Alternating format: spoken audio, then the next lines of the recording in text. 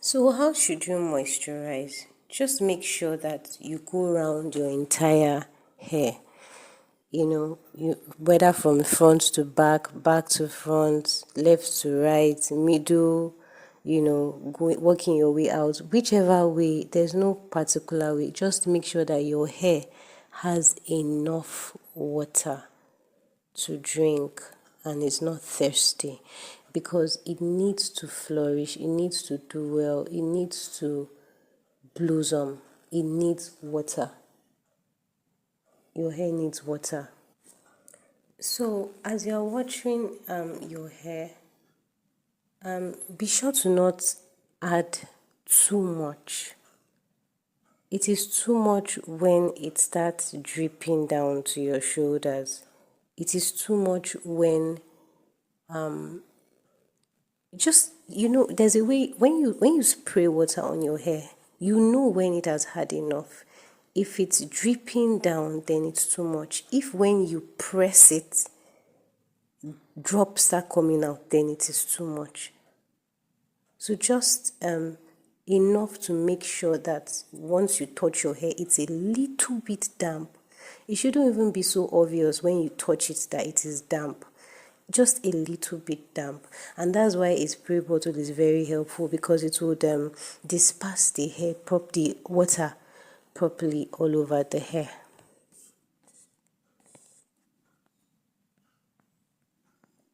So when you do this daily, it would contribute to the overall health of your hair, and when you seal it in properly. You might be wondering about build. Okay, also the oil that you would apply, don't let it be too much, such that whoever bumps into you or mistakenly touches your hair will be shining and glistening with oil. No, just make sure your hair has enough oil, but not too much. Not too much. Once it is applied moderately on one section of the hair, you don't need to do that too much. You don't need to go over it again, because if it's too much, then it would increase the build-up on your hair.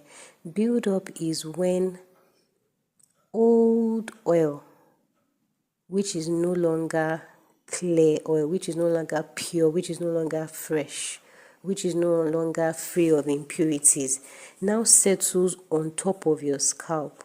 That's why sometimes when you are trying to wash your hair, or you're trying to make your hair, you see a white substance tightly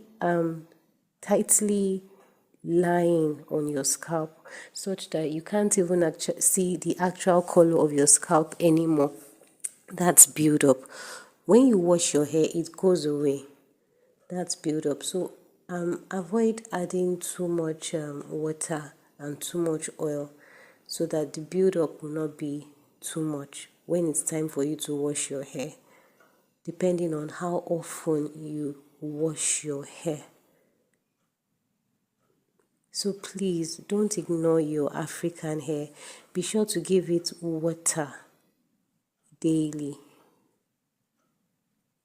Be sure to give it water daily. Let's try to not ignore that. Let it have water, let it have oil, and let it have fresh air. Let it have fresh air. Fresh air is very, very important. Now you might be wondering, is it just water that African hair drinks? Doesn't African hair eat? The good thing is, whatever you eat reflects in your hair. I learned that if a person is say 50 years old, and they cut the person's hair and take it to a lab, if they test it, there's a lot of information in that hair, even down to the drugs that the person has taken before in his or her lifetime. So your hair is an offshoot of your body, or what goes on in your body. If you eat well, you take balanced diet, you take your protein, vitamins, fat and oil, iron, mineral salt, carbohydrates, you drink water, you eat well, definitely your hair will be healthy. Your hair is taking a share of the food you are eating. So even without adding products upon products upon products on your hair, once you just moisturize, which is water, and oil your hair and seal it, which is oil, your hair will blossom even without adding the products on in the market. So because your hair eats from the food in your body, it is the food in your body that helps your hair to grow. So please, let's not ignore moisturizing and sealing our hair. It's very important. Very, very important. Let's normalize it. Let's get used to it. Let's even make it a priority. Let's make it a routine. Let's make it a lifestyle. Please don't ignore your African hair. It can do wonderful things. All right, bye.